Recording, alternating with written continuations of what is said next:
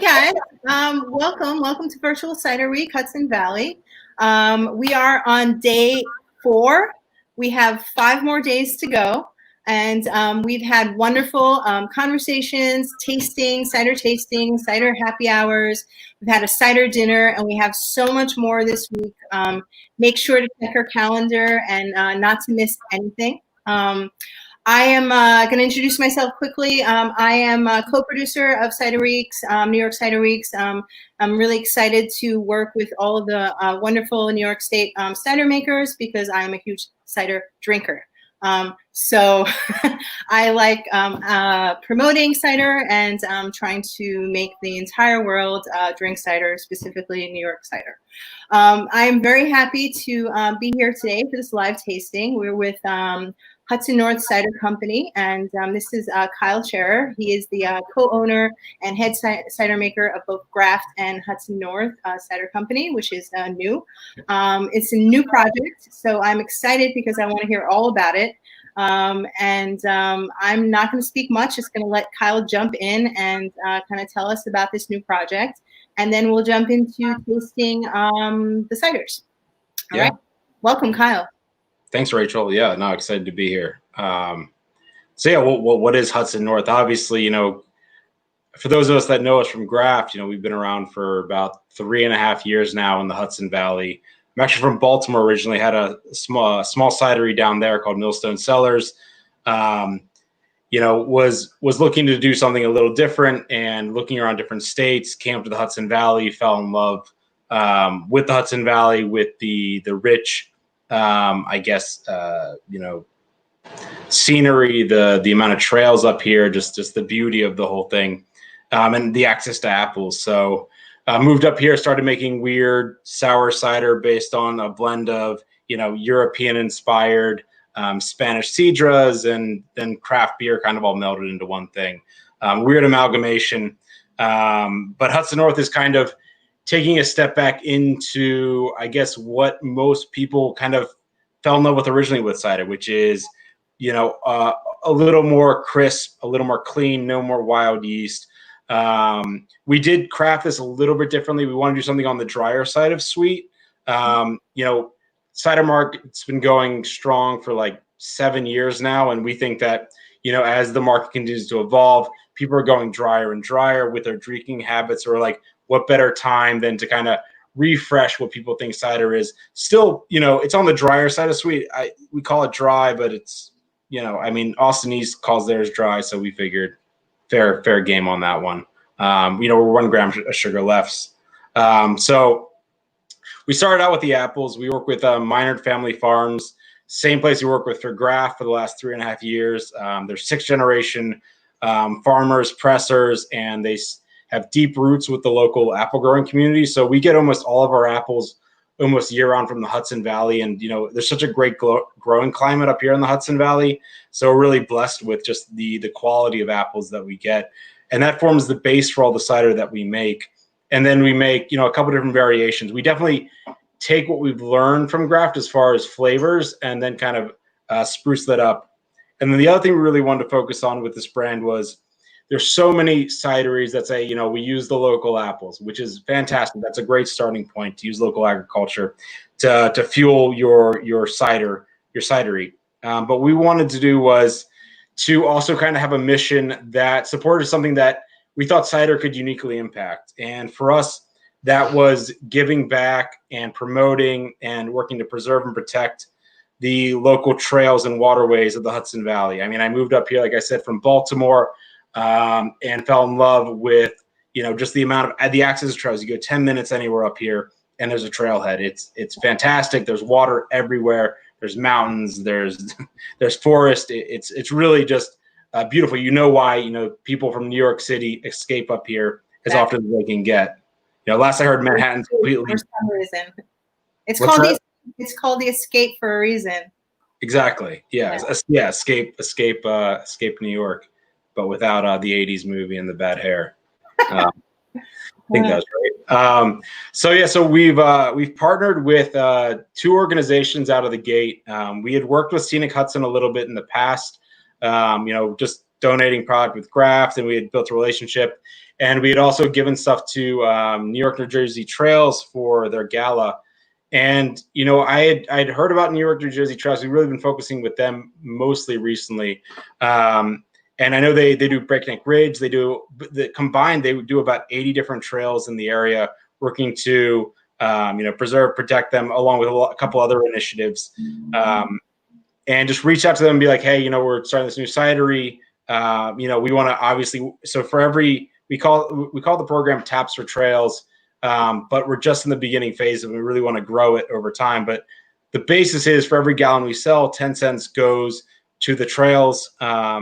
And then we also do Taps for Trails events. So instead of doing tap takeovers, which you may see, you know, we're doing it where we bring the community, the local community that's going to be out there drinking at the bars anyway, and then we bring the nonprofits or maybe some informational from the nonprofits so that they can learn about trails right in their, you know, their neck of the woods, know where they can go, know where they can hike, and provide kind of a talking point between all the great work that these nonprofits are doing. And then bringing the people there at a bar and using the great social lubricant, which is cider, to kind of get people talking about it. So it's been a really cool thing. And those events, we donate a keg, and then it's $1 per pint poured. It's typically $160 per event. And then, you know, we're working to expand that even further by forming, hopefully as COVID slows down, we want to do 3 different events out of the gate where it's like trail cleanup mixed with then afterwards getting pints at whatever local bar is right close to the trailhead. So we clean up the trails 2 to 3 hours, maybe have someone there from the nonprofit to give a little more about their mission, what they're trying to do. And then you go down, have a couple great, you know, pints of cider. Every dollar you drink goes to back to the trails. And I don't know, it's a really exciting project, and it's fun to do something when we've just made beverage for so long to say, hey, we're making beverage, but we're also giving back. There's more to it than that, you know. So it's been exciting to do that around something that everyone can enjoy, which is like, you know, on the sweet side of dry cider, you know. That's awesome. I would join the trail if there was cider along the trail. Maybe something to think about. Tap the trail. Exactly. Yeah, we'll just bring a keg up there, you know? Yeah, you could just like have kegerators with cider all along the trail. We'll just roll people down the hill and, you know. Yeah. I mean, you know, it's not not all trails are, you know, treacherous. No, not all of them are. That's awesome. That's really, really cool. All right. So I think we're going to be tasting 3 ciders today. Yep. So I'll let you start off that tasting and tell us a little bit about the ciders and the flavors. Awesome. Yeah. So the first one I'm going to try is our there we go.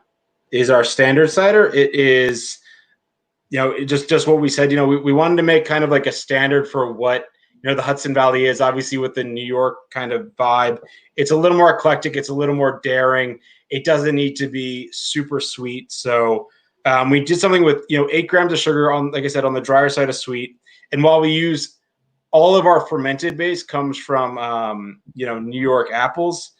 For this one, we took some of our know-how from Graft and used French bittersweet apples for the sweetness. So just as you'd use a fruit to sweeten a cider, we're using the bittersweet apples. And why we do that is because right now there's just not the agricultural capacity for high tannin bittersweet apples, which have been a staple in a lot of European beverages. And for this one, bringing that in as the appley characteristic is you're not only getting that, but we like to call it like a more rugged style cider. You're getting tannin, which is almost like woodiness, or if you remember a beautiful red wine, it's a great way to finish the flavor. And then you're also getting like toffee notes and brown sugar along the way. So it's an extremely pintable cider, and it helps kind of make up for the fact that it's a little drier than your average cider. I'm just going to pour some in this, this beautifully branded Hudson Valley glass. We kind of terrible pour. Everyone always comments, and poor camera work. So it's like a beautiful hazy quality to it. And it's, you know, it's super refreshing, great pintability. And we're really excited to kind of bring this out. And, you know, right now I feel like the local market's been dominated by a lot of outsiders like Austin East, Down East, So it's going to be nice to hopefully reclaim some of the local tap lines with something that's made right in the backyard here in the Hudson Valley. So that's really exciting. Cheers to that. And what is that? Can you tell me a little bit more about the hazy style? Like, yeah, so with the haziness, you know, you're just using you know, really no, like a lot less filtration. So a lot of the ciders you see are pretty much crystal clear. And while that is great for microbial stability, there's a lot of new technology coming out that allows you to make hazier products. I mean, you've seen this in craft beer. But what haziness provides is a little more mouthfeel. It's another reason why we can get away with a little less sweetness, because it builds that mouthfeel, which is so important to cider and its drinkability. So, I mean, that's the main reason behind it. It's just a little more punch, a little more sustenance or substance to it. awesome. That's really cool. Very cool. Cool. What's the next cider we're tasting? Is it the ginger citrus? Yeah, so let's move over to that one. This one is probably one of my favorites. It started out as a seasonal and turned into a year-round. The ginger citrus we use a little bit of the French bittersweet for the sweetness, which adds that same kind of toffee, light woodiness. And what better to pair with woodiness than ginger, super earthy, but then providing the high notes of citrus, which is mainly grapefruit and lemon. So if you've ever had a ginger chew, you know, those little like ginger figurines, Yes. it's literally a citrus ginger chew or like a ginger beer. It's absolutely fantastic. I'm just gonna. That's amazing. The ginger isn't out of control, so it's like even if you aren't massively into ginger, you're still gonna like it. It pairs great with Asian food, Thai, anything with a little bit of spice. And I mean, there was just such a great reception after we launched it that we were like, we should need to make this year round. It's something that the biggest thing that determines the year round for us is, do I want to drink this no matter what the season is? And for this one, it works no matter what. I think between the ginger, which is earthy, more fall and winter, and then the citrus, spring, summer, it really kind of melds the two worlds and really works well. That's amazing. That's really cool. Awesome. And now we have the strawberry rhubarb, correct? Yeah. So this is our spring, summer seasonal. And honestly, there we go. Honestly, I'd probably keep it as a spring, summer seasonal just because it tastes great on a hot, you know, humid day. It is, you know, inspired by, you know, strawberry rhubarb pies that I had as a kid and absolutely loved. It's about 3 parts rhubarb to 1 part strawberry. So it has a little more of that tartness, great for, you know, middle of the summer heat. And then one of the things we want to do with Hudson North was there's so many flavors in cider right now, but focusing on what, you know, the area around here can kind of grow and be known for. So I don't think you're going to see any like passion fruit, pineapple, anything that's tropical, but really focusing on, you know, the local flavors of the area. So this one's, you know, extremely refreshing. Pours like this deep red color. I think I have one more glass here. I'll kind of just. Oh, very cool. You know, so it's a beautiful strawberry hue red. Very cool. Yeah, I mean, and on that, when you're going with a drier style, I mean, you're just going to get a ton of refreshing kind of characteristics with it. So that's awesome. We've only been around since March, so you know we're going to still have a couple more coming out. I know we're going to do a toasted pumpkin. We're with the local pumpkin grower. We toast both the pumpkins and the pepitas, along with the traditional spice. The funny thing is with pumpkin cider, it's actually becoming back into popularity. I think there's a big like you know fatigue on pumpkin for the last couple of years, but it's coming back almost with a vengeance. But the funny thing is almost every pumpkin cider out there has no pumpkin. Take a look at the ingredients label. It's never on there. So we're like, screw it. If we're going to do something, we're going to do a pumpkin cider, it's going to have pumpkin in it. So that's awesome. Yeah, I like pepitas in it. That's interesting. Yeah, well, you know, for the toasted part, you know, got to do something to make it a little more interesting. And then doing a wild berry, a blend of like blackberry, raspberry, and blueberry for the winter time. Very cool. Very, very cool. So can you tell me a little bit more about the process of getting the fruit component into the cider? Yeah, absolutely. So you mean for like outside of apples? Yeah, yeah, like the strawberry and the rhubarb. Like, yeah, how do you like get that into the cider? So after the cider's finished fermenting, that's when you add all that stuff. That's typically the way with graft. We'll typically ferment the fruit along with it, but for something like this where it's going to be a little more clean and crisp, you're adding that fruit right before you're packaging and stabilizing the product. So the strawberry, the rhubarb comes in right at the end process, and that is actually what's providing the sweetness. Much in the same way as those French bittersweet apples aren't fermented at all; they're just providing sweetness and other kind of characteristics to it. So that's kind of how we do most of our editions. So almost everything Hudson North is made with that same base, that same Hudson Valley apple juice base, and then all the finishing aspects happen post fermentation. Through the wizardry of the flavor addition. That's awesome. That's really cool. And you guys have really interesting flavors. I mean, Graft, I've been following the flavors for a long time, and you guys are kind of like the masters of flavor, which is really kind of cool. Are you how do you guys decide on like all the crazy flavors? Is it like a lot of collaborations, or do you have like a master flavor person, or is it? Oh man, it's all over the place. I mean, we just look for inspiration in food and beverage and everything. I mean, if we were a craft brewery, we probably wouldn't be that cool. And that's for with Graft, at least. I think that's like the weirdest thing is there's so much, there's so much of a template made by all these craft breweries out there, and none of the ciders are really grasping on to how diverse you can make products with cider. And the best thing I like about cider is it doesn't get in the way of other flavors. When you got beer, you have malt, you have hops. It's all competing with the flavors of fruit or other ingredients. With cider, it provides the flavors right on top of the cider, which is absolutely beautiful. I mean, when you're talking about heritage ciders, that's not true. But when you're talking about when you're using, local mass-produced apples, you're absolutely right on top of the flavors of what's there. And I think that's the really cool part about cider is you can feature the flavors in such like a kind of a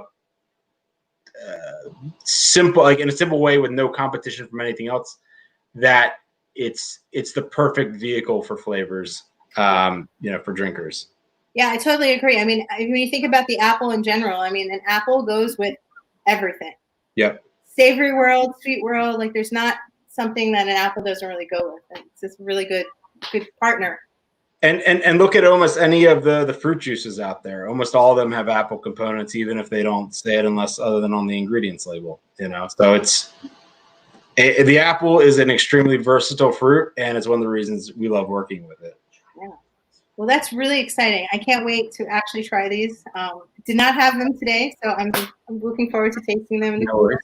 Yeah, do you want to tell us a little bit about? I hear a tasting room portion part is happening to your tasting room. Yeah, I'm hearing the opportunity to plug. So yeah, I'm gonna plug. I want to visit. So yeah, so we're in Newburgh right now, and we're working on a big expansion in Newburgh as well. Coming from Baltimore, Newburgh has a lot of kind of similarities to it, and I think the opportunity, just kind of like our trail work that we're working on, building on, the ability to kind of work to help revitalize the area through bringing a great place for community to gather is going to be a huge boon for us. So it's going to be an indoor-outdoor facility for the tasting room. We're going to feature not only our ciders, but it's going to also be kind of a great kind of experimental hub where we work on other things that we're kind of passionate and dipping our toe in. I wouldn't be surprised if we're doing some like Wild East fermented wines there, but then also featuring local beers. We don't want to be exclusive with what we're offering. It's not going to be cider only. I think half the draft lines will probably be beer because we want to have a great place for people to hang out. And if you like cider, well, here, dip your toe in with Hudson North. If you really like cider here, why don't you try some of the Graft stuff? Because that's the weird esoteric stuff. Right. There's a river, a stream running right underneath the tasting room. So I think it's going to be a really, really cool location. We're hoping by summer 2021 to have it open, like production facility in the spring, and then tasting room hopefully as soon as summer hits. That's ideal, but in the real world it doesn't always work that well. But And who knows with what's happening today or what knows? happens tomorrow. But well, that's exciting. I'm gonna look forward to that. Absolutely. Yeah. So all these ciders are available online at the moment, correct? Yeah, I'm getting pushed by Sae to tell me and plug the online store. We are offering all 3 of these in our local harvest mix pack for Hudson Valley Cider Week. So it's 4 cans of ginger citrus, 4 cans of standard, and 4 cans of strawberry rhubarb. You guys can try all these at home. Yeah, it's yeah. Oh, and 50% of everything during Cider Week is going to be donated back to the trails. So we're excited about that. Back to the trails. I love that. That's amazing. Very cool. Well, thank you so much for joining us today, Kyle. And I want to thanks for having me. Yeah. Tomorrow we're actually hosting a happy hour with a Hudson North Cider cocktail. Awesome. So tune back tomorrow to I don't remember exactly the name of the cocktail right now, but I'm getting prompted that it's Summer Jam. Summer Jam, yes. So tune back tomorrow and join us for a Hudson North Cider cocktail for happy hour at 5 o'clock. And I think we also have a graph tasting coming up this week. So tune back in, to hear some more stuff and some more exciting flavors and taste some more exciting flavors and ciders. And yeah, thank you so much, Kyle, for joining me today. Yeah, absolutely. Thanks for inviting me. Yeah, of course. And thanks for, everyone for tuning in to Virtual Cider Week. Stay tuned. We have at 7:30 today, we have another tasting with Tim Bazinski of Artisan Wines and Kimberly Kay of Meadow House Cider. And check back at our on our website. We have a beautiful event calendar. As I mentioned, we have 5 more days to go, and they're jam-packed. So definitely, get online, look at the events, order your cider. There is enough time to get cider delivered to your house still, and just places are open. They're opening slowly. Thank God we're able to open slowly. Get in your car, escape the city if you're in the city, or just drive locally and go pick up some cider for these events, because they've been really fun. And if you go to our YouTube channel where we're streaming everything, and also our Facebook page, you can actually see all the events that we've screened so far this week, the past 4 days, and you can rewatch them and enjoy cider along with them. So thank you guys so much for tuning in. Thank you, Kyle, again. Thank you, Sae, in the background. I hear you and I see you.